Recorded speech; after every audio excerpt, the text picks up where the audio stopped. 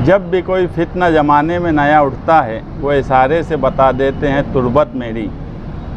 मालेगांव शहर में जो फितना उठ रहा है उसको रोकने के बजाय नए नए छचन किए जा रहे हैं। माशरे की बुराई को ख़त्म करने के बजाय एक सियासी पार्टी दूसरों पे इल्ज़ामात लगाने की कोशिश कर रही है।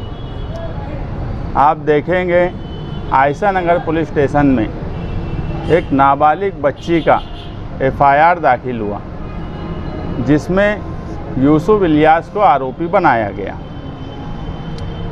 ये मामला कई महीनों से इस शहर में चल रहा है।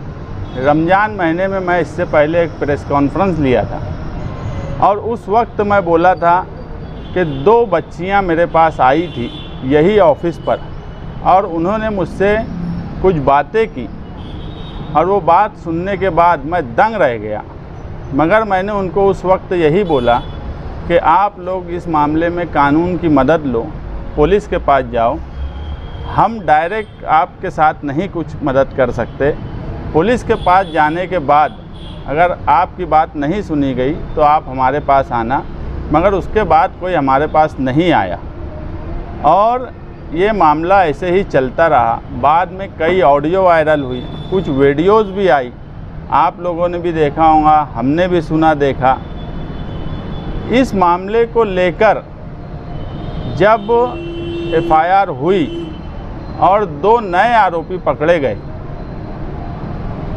और रिमांड रिपोर्ट आई और आरोपी के जो वकील थे उन्होंने जब नए नए इंकशाफात किए एडवोकेट आरिफ शेख साहब के इस मामले में 15 लाख रुपया दिया गया, ऐसा बयान यूसुफ इलियास ने दिया। 15 लाख रुपया किसको दिया गया, कौन कौन लोग उसमें शामिल थे, कहाँ पर उसकी मीटिंग हुई और 15 लाख देना ये भी गैर कानूनी है। किस वजह से दिया गया? अगर उस वक्त 25 लाख की डिमांड थी, 15 लाख दिया गया तो उसी वक्त पुलिस का सहारा क्यों नहीं लिया गया? उस मीटिंग में कौन कौन लोग थे, वो मीटिंग कब हुई, कहाँ पर हुई और खंडनी मांगने वाले और खंडनी देने वाले और खंडनी पहुँचाने वाले ये तमाम ही लोग गुनहगार हैं। यही फ़र्क है हमारे में और मौजूदा एमएलए में कि अगर कोई हमारे पास आया, कोई मज़लूम बच्ची आई तो हमने यही कोशिश की कि उसकी कानूनी मदद हो और अगर उनके पास कोई गया तो वहाँ खंडनी का काम हुआ। तो मैं पुलिस डिपार्टमेंट से रिक्वेस्ट करूँगा कि इस खंडनी की मीटिंग कहाँ हुई, खंडनी में पैसा किसको दिया गया, किससे लिया गया, कहाँ दिया गया, किन किन लोगों ने पैसा आपस में बांटा, ये सारी चौकसी होना चाहिए। क्योंकि आप देखेंगे कि जिन लोगों का बाद में नाम आया, एक नदीम फिटर बोल के आरोपी जो फरार है, ये नदीम फिटर पर इलेक्शन के बाद जब फायरिंग हुई तो सबसे पहले पहुंचने वाले शख्स मालेगांव के यूसुफ इलियास नदीम फिटर के वहाँ, और उस वक्त उन्होंने ये बोला, फरियादी नदीम फिटर हुआ कि उस पर फायरिंग की गई। जब उसकी जांच हुई, आसिफ शेख का उस मामले में कोई लेना देना नहीं। जब पूरी चौकसी पुलिस ने की तो ये साबित हुआ, कोर्ट में रिमांड रिपोर्ट गई कि इस मामले में आसिफ शेख साहब को फंसाने के लिए ये लोगों ने एक प्लानिंग की और उस प्लानिंग के तहत वो चाहते थे कि इनको फंसाया जाए।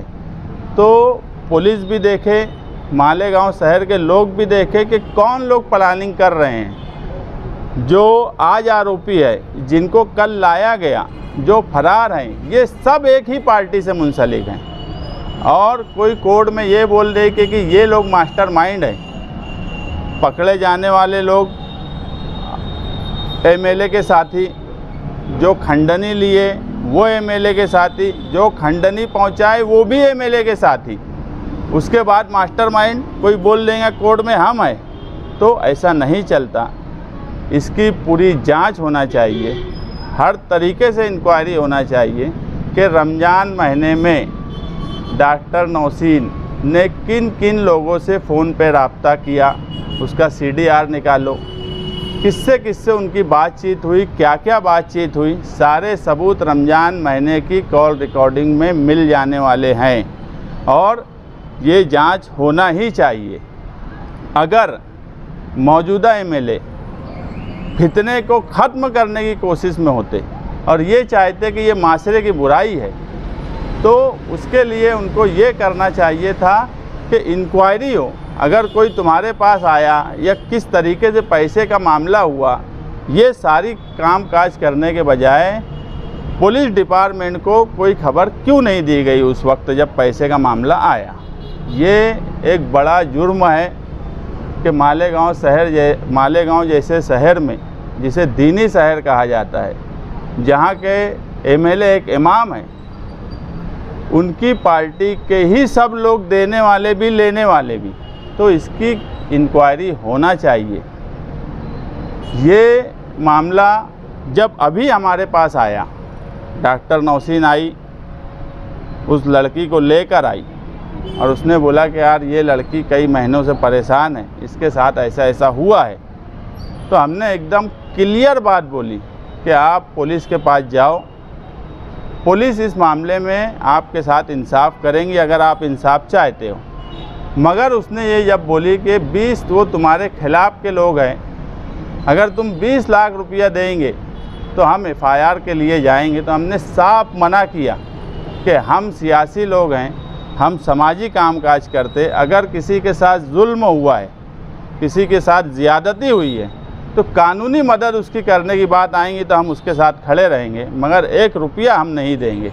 ये हम थे और एक साइड के लोग थे जिन्होंने पैसा लिया भी, पैसा दिया भी। उस वक्त भी मैं यही बोला था कि कानूनी मदद करो। उस बीच में डॉक्टर नौशीन ने यह भी कहा कि एजाज बेग का मेरे पास एग्रीमेंट बॉन्ड बना हुआ है जो निकाह किया है।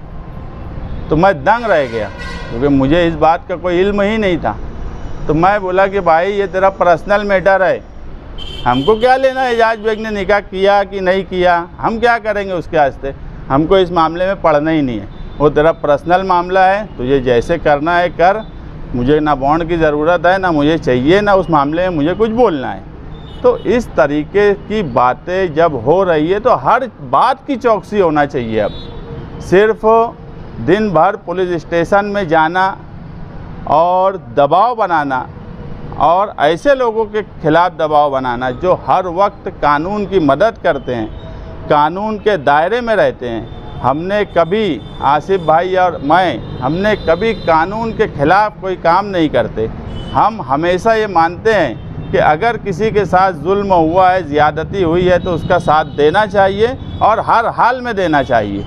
आप देखेंगे उस मज़लूम बच्ची जिसके साथ इतनी घिनौनी हरकतें हुई है, FIR में होने के बाद भी मैं मीडिया के सामने जो बातें नहीं बोल सकता, जबकि FIR में लिखा है मैं बोल सकता हूं, मगर उसके बाद भी मैं नहीं बोल रहा हूं। उस मज़लूम बच्ची से हमदर्दी करने के बजाय जो लोगों के ऊपर इल्ज़ामात लगे हैं उनसे हमदर्दी बताना, ये मालेगांव जैसे शहर में कोई भी अच्छा आदमी, कोई भी बाशऊर आदमी इसको कभी अच्छा नहीं मानेगा कि कुछ लोग उठते हैं और कुछ भी फालतू बात करेंगे।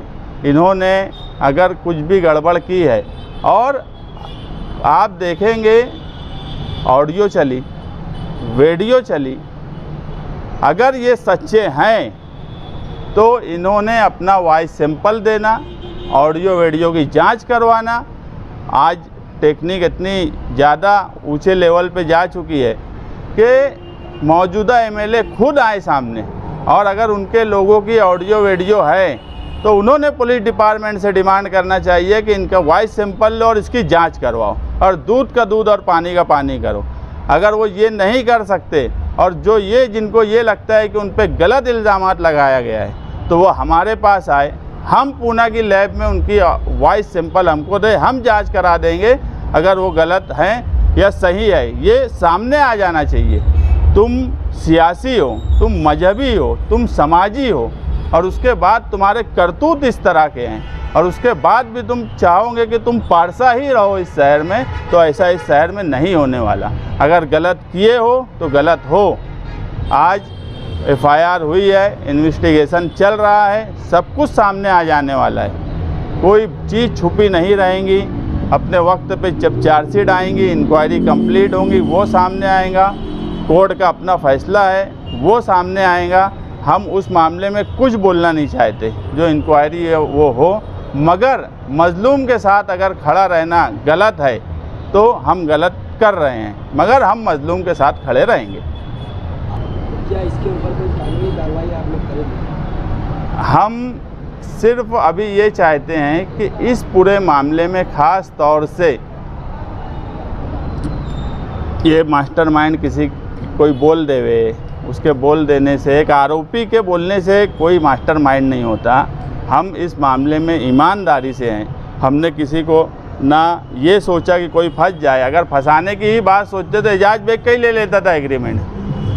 मैंने डायरेक्ट बोला भाई तेरा पर्सनल मामला है, उधर ही ले जा, मेरे को क्या करने का, एजाज बेग ने निकाह किया नहीं किया उससे मेरा क्या लेना देना।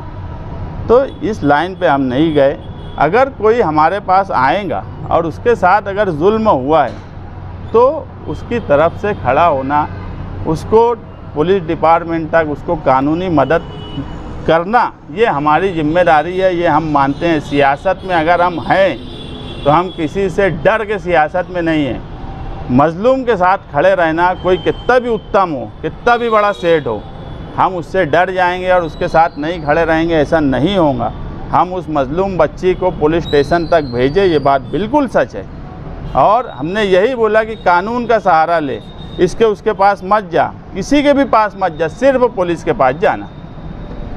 डॉक्टर नौशीन जब आपके पास आई थी तो क्या एजाज बेग का जो आपने बताया, तो क्या उसका एग्रीमेंट आपको बताया था? नहीं, उसने बोली कि उसने बोली कि मेरे पास एजाज बेग का निकाह का एग्रीमेंट है, तुम अगर चाहेंगे तो मैं तुमको दे सकती और तुम उसके ऊपर देखो क्या कर सकते। तो मैंने डायरेक्ट, जब मुझे उस मामले में पढ़ना ही नहीं था, वो एजाज बेग का और उनका पर्सनल मामला है, मुझे वो इल्ज़ाम लगा रही होगी एजाज बेग। हाँ, वो एजाज बेग उसके बारे में सफाई दे, मुझे बोली, मैं बोल दिया। इसमें बड़ी बड़ी मछलियाँ और बहुत खतरनाक चेहरे में सामने आने वाली। मैं बार बार जो एक बात बोल रहा हूँ कि रमज़ान महीने में 15 लाख रुपये जो आरोपी ने खुद कबूल किया है कि दिया है, लेने वाले उनकी पार्टी के, देने वाले उनकी पार्टी के, मगर वो 15 लाख खंडनी के मीटिंग कहाँ पे हुई, मुशौरत चौक में, वो भी सामने आएगा। कौन कौन लोग उस मीटिंग में हाजिर थे कि पैसा दिया जाए खंडनी का, और किसको दिया जाए, किससे लिया जाए, वो भी सामने आएगा। हर चीज़ सामने आने वाली है। मेरा सिर्फ ये बोलना है कि जांच जो है वो सही ढंग से हो रही है, सही ढंग से होना चाहिए और हर बात सामने आना चाहिए, क्योंकि अगर पैसा दिया गया है तो ये एक जुर्म है और उसमें जो जो शामिल है सबके नाम आना चाहिए।